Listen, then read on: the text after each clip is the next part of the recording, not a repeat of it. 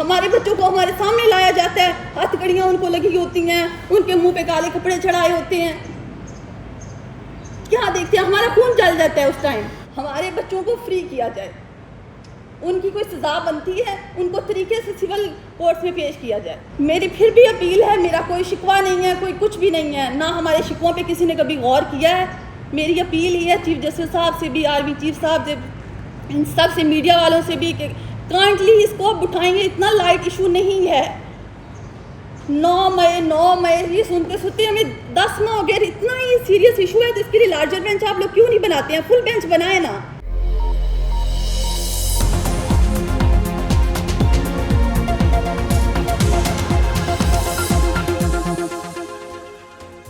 बिस्मिल्लाहिर्रहमानिर्रहीम, अस्सलाम वालेकुम। पाकिस्तान और दुनिया भर में देखने और सुनने वालों को अब्दुल कादिर का सलाम। आजकल व्लॉग थोड़ा इसलिए भी लेट आ रहे हैं बिकॉज पार्लियामेंट में बहुत ज़्यादा एक्टिविटीज़ शुरू हो गई हैं अपोजिशन की, तो मुझे अब अपोजिशन को कवर करना पड़ा है। यानी पीटीआई अपोजिशन में है तो उनकी एक्टिविटीज़ सारी जब तक पार्लियामेंट का सेशन जारी रहेगा कौमी असम्बली का, तो लेट नाइट तक या लेट आवर्स तक ये कंटिन्यू रहता है। 8-9 बज जाते हैं ख़त्म होते होते, तो इसलिए आके व्लॉग अपलोड करते थोड़ा लेट हो जाता है। खैर, आज बैक टू बैक साथ पैरेलल यानी 3-4 एक्टिविटीज़ थी। एक तरफ कौमी असम्बली का इजलास, दूसरी तरफ पीटीआई की एक बहुत तगड़ी प्रेस कॉन्फ्रेंस जो कि बहुत पहले होनी चाहिए थी लेकिन देर आए दुरुस्त आए, एक प्रेस कॉन्फ्रेंस, और फिर बनी काला में एहतजाज। तो ये सारी चीज़ें पैरेलल कवर करनी पड़ रही थी, कभी एक जगह, कभी दूसरी जगह, कभी तीसरी जगह, तो काफ़ी भागदौड़ रही। और फिर अडयाला जेल में कुछ अहम मुलाकातें भी हुई। अली अमीन गंडापुर की मुलाकात हुई, बरतानवी वफ़द भी वहाँ पर पहुँचा। क्या चल रहा है, वज़ीर आज़म शहबाज शरीफ से भी अडयाला जेल के कैदी से हाथ मिलाने का मशवरा दिया जा रहा है, उसके ऊपर कुछ देर में बात करते हैं। लेकिन सबसे पहले मैंने बात करनी है जो मोस्ट इंपॉर्टेंट है, जिसके ऊपर मैंने सोचा था कि आज व्लॉग के आगाज़ में बात करूंगा, दैट इज़ जो मिलिट्री ट्रायल जिन मुल्ज़िमान का हो रहा है, उनके लवाहिकीन आज इस्लामाबाद में थे। आपको मालूम है कि दिन के वक्त वो सुप्रीम कोर्ट में मौजूद थे, आज उनके केस की समाअत थी और उसके बाद वो पहुंचे पाकिस्तान तहरीक इंसाफ के दफ्तर में, और जो भी दस्तयाब लीडरशिप थी उनके हमरा बैठ के उन्होंने बहुत ही तगड़ी एक प्रेस कॉन्फ्रेंस की। ये प्रेस कॉन्फ्रेंस बहुत पहले होनी चाहिए थी लेकिन स्टिल, जैसे मैंने कहा, देर आए दुरुस्त आए, ये प्रेस कॉन्फ्रेंस हुई। और इसमें जो मेन चीज़ है जो हाईलाइट करने वाली, आपको पता है कि मेन मुतालबा तो उनका यही है कि मिलिट्री ट्रायल जो है वो गैर कानूनी है, नहीं हो सकता, व्हाटएवर जो भी तहरीक इंसाफ अब तक दोहराती आई है। बट मैं जिस मामले के ऊपर ज़्यादा फोकस करना चाहता हूँ, बात करना चाहता हूँ, वो ये कि इन लवाहिकीन की जो बेबसी है या इनकी जो कैफियत है, इनके इज़्तिराब की, इनकी बेचैनी की, वो शायद यहाँ पर बयान ही नहीं की जा सकती। मैं कोशिश करता रहा, बहुत देर तक हिम्मत जुटाता रहा कि मैं इन लोगों से प्रेस कॉन्फ्रेंस के बाद बातचीत कर सकूं या इनसे कुछ पूछ सकूं ताकि उनकी आवाज़ बनी जा सके, लेकिन पॉसिबल नहीं हो सका क्योंकि उन लोगों के जो जज्बात हैं या जिस तरह से वो अपने आप को, हम अंदर से मर गए, वो बिल्कुल उनकी कैफियत ऑलमोस्ट वैसी है। वो जब ये लफ्ज़ कहते हैं ना कि हमने अपने प्यारों को जिस हाल में आखिरी बार देखा था और फिर हमने यहाँ पर देखा, तो हमें यकीन ही नहीं आ रहा था अपनी आँखों पे कि ये वो लोग हैं। तो वो चीज़ जो है ना वो बड़ी परेशान कुन है। फिर आज जिस तरह से लोगों की आंखों में आंसू देखे, उन्हें अपने प्यारों के लिए तड़पता देखा, तो वो बहुत ही मायूस कुन से लम्हात है। मतलब समझ नहीं आ रही कि उनकी आवाज़ यहाँ पे किस तरह से बनी जाए। बट इल्तिजा कर सकते हैं, रिक्वेस्ट कर सकते हैं अरबाब इख्तियार से कि 9 महीने से ज़्यादा वक्त हो गया इन सब लोगों को अपने प्यारों से मिले हुए। मतलब बहुत ज़्यादा टाइम है, ये कोई छोटा मामूली टाइम नहीं है, और कब तक और कंटिन्यू रहेगा इन लोगों को नहीं पता। सज़ाएं किस कदर हो जाएं, किस नौयत की हो जाएं, ये लोग नहीं जानते। उसके बाद अपील में कहाँ पर जाना है ये लोग नहीं जानते।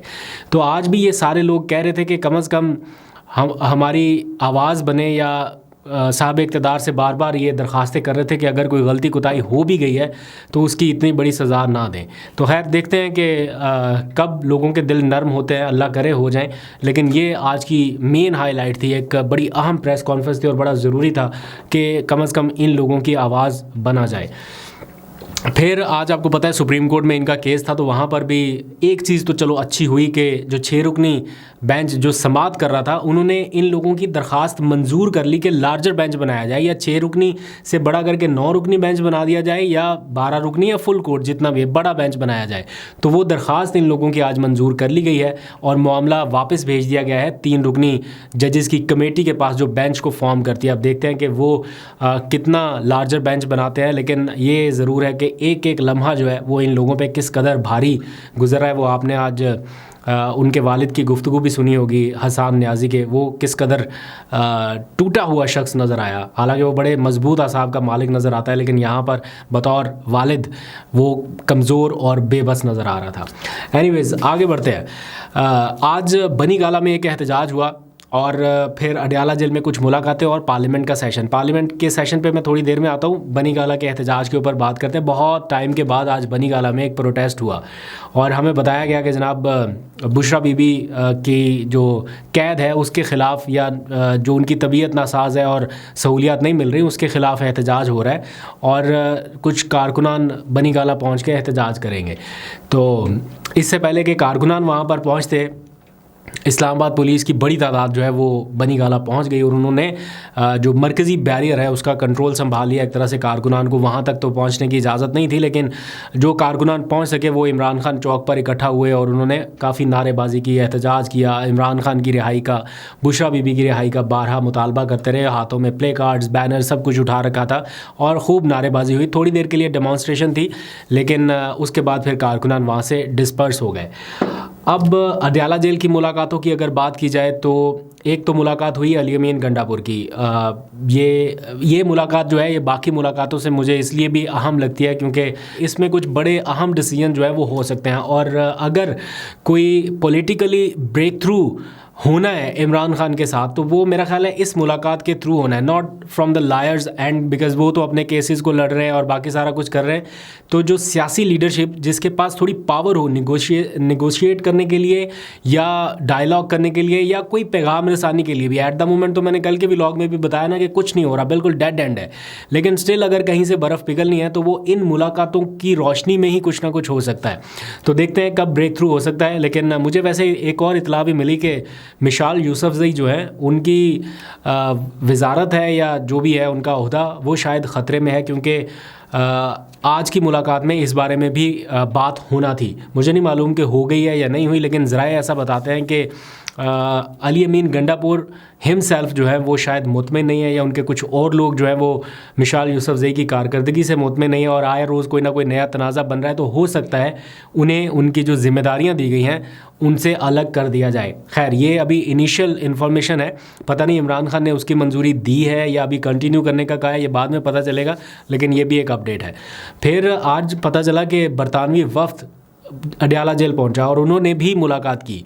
किससे की है? अडयाला जेल के कैदियों से की है। इमरान खान से हुई है मुझे नहीं मालूम, इस बारे में तो कोई अपडेट नहीं आई, लेकिन बरतानवी वफ्द ने भी अडयाला जेल का दौरा किया और कुछ कैदियों से मुलाकात की। और मीनवाइल अमेरिका की तरफ से भी जो उनके सेनेटर हैं वो कुछ सिग्नलिंग कर रहे हैं, यानी उनकी तरफ से भी मैसेजेस आ रहे हैं कि इमरान खान को अडयाला जेल में मुकम्मल प्रोटेक्शन होनी चाहिए या उनको नुकसान नहीं होना चाहिए।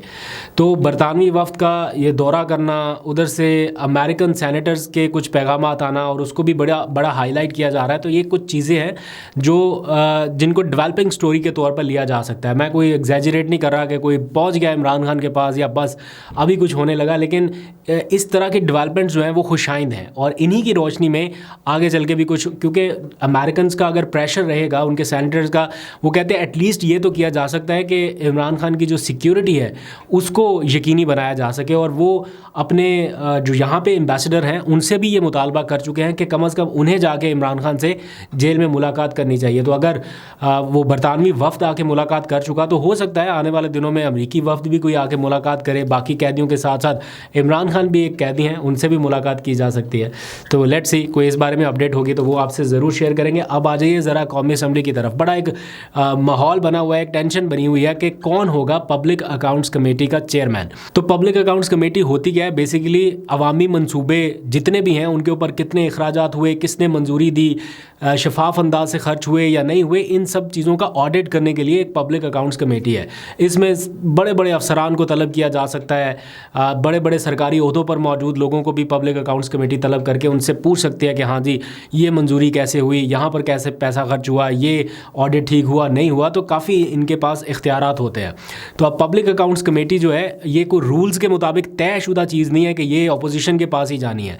ये सारा स्पीकर कौमी असम्बली का सवाबदीद होता है और आजकल बातचीत करने पे ही पता चला है कि ये एक रिवायत रही है कि अपोजिशन की जो जमात होती है उसके पास ये पब्लिक अकाउंट्स कमेटी जाती है। तो अब देखते हैं किसके पास जाएगी, लेकिन इतला ये है कि पहले तो शेर अफजल मरवत का नाम दिया गया था, लेकिन मुझे पीटीआई के ज़िम्मेदारान ने बताया है कि शेर अफजल मरवत के नाम पर मुस्लिम लीग नून नहीं मान रही और वो कह रहे हैं कि अगर इनको देनी है तो फिर हम इसको नोटिफाई नहीं करेंगे, हम किसी और को दे देंगे। तो उसके लिए शायद कोई बारगेनिंग चल रही है या पब्लिक अकाउंट्स कमेटी के लिए नाम तब्दील कर दिया गया कि हामिद रज़ा को ये कमेटी सपोर्ट कर दी जाए। तो उसके ऊपर अब हामिद रज़ा और शेर अफजल मरवत इन दोनों के जो वर्किंग रिलेशन है वो बहुत ज़्यादा अच्छे नहीं हैं। तो उसके ऊपर शेर अफजल मरवत अब खामोश तो नहीं बैठेंगे, वो जिस हद तक हो सकता है हाथ पाँव मार रहे हैं। और आज पता चला कि उनकी मुलाकात हुई ख्वाजा आसिफ से ऐवान के अंदर, तो इसके ऊपर भी बड़े लोग एतराज़ कर रहे हैं कि ये मुलाकात क्यों करनी पड़ी उन्हें, क्यों जाके वो ख्वाजा आसिफ से मिले। बेशक ऐवान के अंदर ही मिले, एक रस्मी सी मुलाकात हो वो अलग बात है कि ऐवान के अंदर सलाम दुआ होगी, लेकिन एक बाज़ाब्ता मुलाकात का होना, इसके ऊपर आज सहाफ़ियों ने उनसे बार बार क्वेश्चन किए कि आपकी जो मुलाकात हुई कैसी रही मुलाकात और दिस एंड दैट। तो वो जो जवाबात दे रहे थे उससे लग रहा था कि वो काफ़ी सोच सोच के जवाब देना चाह रहे हैं और कोई ऐसी बात नहीं करना चाह रहे जिससे कोई उनके लिए मसाइल पैदा हो। तो बहरहाल लोगों ने इस मुलाकात को पसंद नहीं किया, ख़ास तौर पे पीटीआई कारकुनान ने, और वो इसके ऊपर काफ़ी ज़्यादा क्वेश्चन कर रहे हैं। देखते हैं शेर अफजल मरवत इस हवाले से क्या लोगों को बताते हैं। बट ओवरऑल पीटीआई में एक सेंस पाई जा रही है कि अगर इमरान खान ने शेर अफजल मरवत का नाम दिया तो फिर पीटीआई को इसके ऊपर स्टैंड करना चाहिए था कि बस शेर अफजल मरवत का नाम है तो बस उन्हीं का दें, अदरवाइज़ हम किसी कमेटी की सरबराही कबूल नहीं करेंगे। बट अगर पीटीआई ये स्टैंड भी लेती है तो ऑपोजिशन तो चाहती ये है कि पीटीआई बिल्कुल ही आउट हो जाए, तो वो फिर अपने लोगों को नॉमिनेट कर देगी। तो काफ़ी ज़्यादा इस टाइम खिचड़ी सी चल रही है। अच्छा, एक और आज की खबर ये कि पाकिस्तान तहरीक इंसाफ के इंट्रा पार्टी इंतखाबात के ऊपर तीसरी बार इलेक्शन कमीशन ने एतराज़ उठा दिया है और इस बार उन्होंने फिर 30 अप्रैल को पीटीआई के जो नुमाइंदगान हैं उनको तलब कर लिया है इलेक्शन कमीशन में हेयरिंग के लिए। और ऐसा लग रहा है कि बल्ले का निशान बहाल करने का अभी इलेक्शन कमीशन का कोई मूड दिखाई नहीं दे रहा जो उन्होंने एतराज़ किया। अब किस तरह से इलेक्शन कराए पीटीआई, ये अब उनको भी शायद पता नहीं है, क्योंकि मैंने एक बार पूछा था अली ज़फ़र साहब से कि अगर फिर इलेक्शन कमीशन ने एतराज़ कर दिया तो क्या करेंगे। तो उन्होंने कहा कि फिर हम मैक्सिमम ये कर सकते हैं कि जज साहिबान को कहेंगे कि वो आके इलेक्शन कराएं, उनकी मौजूदगी में इलेक्शन हो, आखिरी हल यही है। तो अब पता नहीं कब जाके कैसे एक्सेप्ट होंगे ये इलेक्शन, लेकिन एट द मोमेंट मुश्किल बरकरार है। फिर आज के दिन पता चला कि एडवोकेट जनरल इस्लामाबाद जो है उनके एक सीनियर लॉ ऑफिसर उन्होंने रिज़ाइन कर दिया। ये लॉ ऑफिसर जो है ये हुकूमत की तरफ से, इंतज़ामिया की तरफ से ये अदालतों में पेश होते थे, लेकिन अचानक से एक और इस्तीफ़ा आया और एडवोकेट जनरल इस्लामाबाद के लॉ ऑफिस के सीनियर अफसर ने अपने ओहदे से रिज़ाइन कर दिया। इसको भी बड़ा लोग एक अहम रेजिग्नेशन समझ रहे हैं। जजेस के रेजिग्नेशन के बाद एक सीनियर लॉ ऑफिसर का रिज़ाइन करना इन हालात में, तो उसके ऊपर भी काफ़ी चहमगोइयाँ हो रही हैं। लेकिन अगेन एग्जैजरेट करने की बजाय इंतज़ार करते हैं कि थोड़े हक़ाइक़ का पता चल सके। फिर फवाद चौधरी साहब के लिए आज के दिन एक मुश्किल दोबारा से शुरू हो रही है। ख़बर ये आई कि 9 मई के वाक़यात में उन्हें शामिल तफ्तीश करने का कोई पुलिस इरादा रखती है, क्योंकि पुलिस ऐसा बताती है कि उनके पास जो मुल्ज़मान उनकी तहवील में हैं, उन्होंने जो बयानात दिए हैं उनकी रोशनी में कोई ना कोई लिंक जो है वो फवाद चौधरी के साथ मिलता है, इसलिए उन्हें शामिल तफ्तीश करना पड़ेगा। ताहम फवाद चौधरी की ऑलरेडी ज़मानतें जो हैं, अबूरी ज़मानतें वो उन्होंने ले रखी हैं। तो जैसे ही वो कोई सख्त बात करते हैं या अभी उन्होंने ट्वीट करना शुरू कर दिए और जैसे ही उन्होंने कहा कि मेरा फ़ैसला इमरान खान करेंगे, तो अब पता चला कि एक फ़ैसला भी पुलिस ने भी करना है बाकी। तो ये सारा कुछ इस वक्त हो रहा है। आप अपना फ़ीडबैक ज़रूर दीजिएगा। अभी तक के लिए इतना, अपना बहुत सा ख्याल रखिए। अल्लाह हाफ़िज़।